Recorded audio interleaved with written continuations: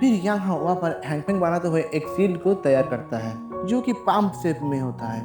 लेकिन इधर जयान भी कमाल का बंद था। ये सब जब भी जयान की नजर में आता है तभी वो अपनी बिजली की रफ्तार से यांग हाओ के पीछे चला जाता है और उसकी उसे रिस्ट पर दो फिंगर से अटैक करता है, जिससे यांग हाओ की बैलेंस बिगड़ जाता है। उसके बाद जयान यांग हाओ को एक जोर से मुक्का मारता है, जिससे इस बंदे का अकल ठिकाने लग जाता है। लेकिन ये कुत्ते को तुम सुधरने वाला नहीं था, तो वो फिर से वो फॉर्मेशन तैयार करने की कोशिश करता है और वो बना भी लेता है, जिससे एक चाइन पाम निकलता है जो जयान की तरफ जाने लगता है। जो देखकर जयान कहता है कि लगता है अब उसे यूज करने का वक्त आ गया। जो कहने के बाद ही देखते हैं कि जयान वहाँ पर एक हैंड साइन बना लेता है और फिर हम लोग देखते हैं कि वहाँ पर फायर का एक बहुत बड़ा सील बन जाता है, जिससे जैसे ही उसके पाम अटैक टकराता है तो वो पूरी तरह से डिस्ट्रॉय हो जाता है। यहाँ हाँ भी इन नजर देख के पूरी तरह से हैरान हो जाते हैं। तो उसके बाद ही हम लोग देखते हैं कि चारों तरफ धरती कांपने लगता है और उस बैटल एरिना की फ्लोर पे क्रैक आना शुरू हो जाता है। जमीन के अंदर से लावे से भरा हुआ एक टोर्नेडो जयान यहाँ पर क्रिएट कर देता है, जिससे कि पूरी एरिना में उस टोर्नेडो को एनर्जी फैलने लगता है और जिसके कारण आधे से ज्यादा ऑडियंस उस मैदान को छोड़ के भागने लगते हैं। जयान की तरह क्रिएट किया गया ये टोर्नेडो उस टाइम बहुत ही ज्यादा आई कैचिंग हो गया था। उस टोर्नेडो ने यहाँ पर यहाँ की हालत बहुत ही बुरा कर दिया था।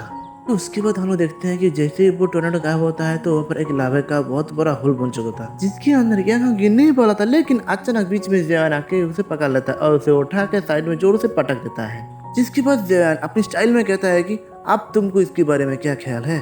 और दूसरी तरफ देखते हैं कि ऑडियंस के बीच में से एक बंदा जयान के ऊपर इतना ज्यादा इम्प्रेस हो चुका था कि वो जयान की टाइप करने लगता है।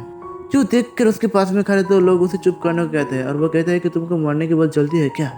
अब इथालिक ज्ञान को भी अपनी आंखों में विश्वास नहीं होता कि जयान इतना पावरफुल कब से बन गया, जिसके सामने यांग हाओ भी टिक नहीं पाया।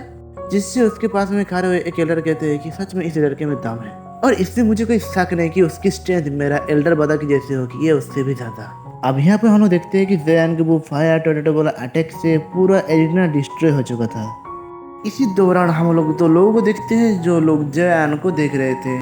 उनमें से लड़की का नाम है होएलिंग, जो कहती है कि मरना पड़ेगा। इस लड़के की अपनी फ्लेम पे बहुत अच्छा कंट्रोल है। जिससे दूसरा बंदा कहता है कि हाँ, लेकिन मुझे नहीं लगता कि इसके पास सिर्फ फ्लेम की पावर है, इसके अंदर बहुत सारे राज छुपा हुआ है। जिसपे होलिंग कहती है कि हाँ, मगर मैं देखना चाहता हूँ कि मेरा रेड लोटस फायर अटैक ज्यादा पावरफुल है या जयान की फायर अटैक। दूसरी तरफ हम लोग यांग हाओ को देखते हैं जिसका पूरा बैंड बज चुका था, लेकिन वो फिर भी जयान को मारने जाने के लिए आगे बढ़ता है। तो तभी उसका सेकंड मदर आता है और उसे रोकते हुए कहते हैं कि तुमको शर्म नहीं आती, तुम एक आउटसाइडर से हार गए, तुम तो हमारे क्लाइंट का नाक कटवा दिया।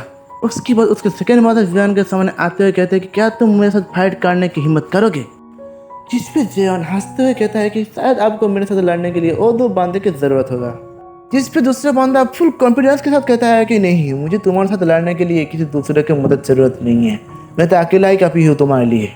लेकिन तब भी वहाँ पर गु कलान की एल्डर में से एक ही आवाज आती है और वो आने के साथ साथ ही सेकंड मदर से कहता है कि तुम लोग बात करो, जयान हमारा गेस्ट है और अपने गेस्ट के साथ ऐसे वार्ता कौन करता है। यहाँ पर एल्डर गुसन को देखने के साथ साथ ही वो बंदा एल्डर गुसन को गीट करने लगता है। इसके बाद एल्डर गुसन कहता है कि तुम लोग पब्लिक के सामने हमारे गेस्ट के साथ ऐसे बर्ताव करके क्या साबित करना चाहते हो, तुम दोनों इसी वक्त मेरी नजरों से दूर हो जाओ। ये सुनने के बाद वो सीनियर ब्रदर जयान को ढूंढने लगता है और उसके बाद वो वहाँ से चला जाता है, साथ ही यांग हाओ भी ऐसे चला जाता है। उसके बाद हम लोग देखते हैं कि एल्डर गुसन जयान से माफी मांगते हुए कहते हैं कि मैं उन लोगों के ऐसे आचरण के लिए तुम्हारे पास माफी मांगता हूँ। और वो ये भी कहता है कि हमारे यहाँ के यंग जनरेशन तुम्हारा और क्वीन जुलिन के बीच में जो रिलेशन है उसमें कुछ नहीं है, तो ऐसा कुछ होना नॉर्मल बात है। तो उसके बाद हम लोग देखते हैं कि जयान उनको गीट करते हुए कहता है कि आपकी इस मदद के लिए शुक्रिया।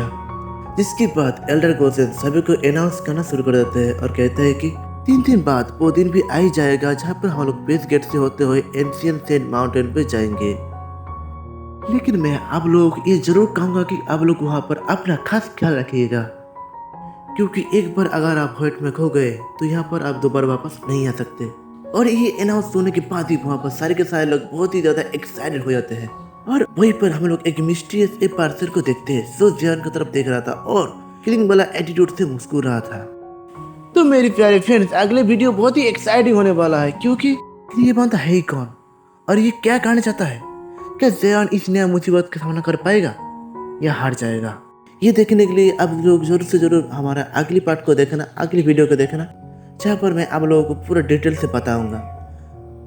और मेरे प्यारे फ्रेंड्स, तो अभी के लिए यहीं पर ही हमारा सेकंड पार्ट खत्म होता है। तो अब मिलते हैं नेक्स्ट वीडियो पे, तब तक के लिए तुम सब खुश रहना, अच्छे रहना, और अगर आप लोगों को मेरा वीडियो अच्छा लगता है तो लाइक करो, कमेंट करो, शेयर करो और सब्सक्राइब करके मेरा ये प्यारे से चैनल के साथ जुड़े रहना ऐसे ही अच्छे वीडियो देखने के लिए। तो अब मिलते हैं नेक्स्ट वीडियो पे, तब तक के लिए तुम सब खुश रहना, अच्छे रहना और प्यार से बोलो राधे राधे।